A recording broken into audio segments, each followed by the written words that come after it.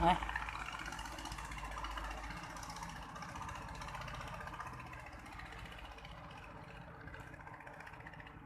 Đây là ở Đắk Sông.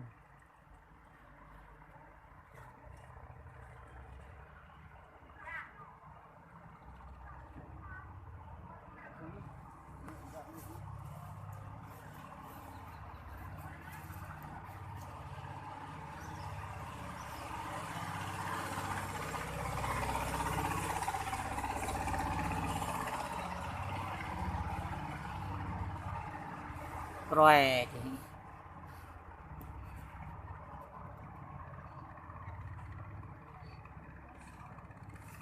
lagi begini lihat nih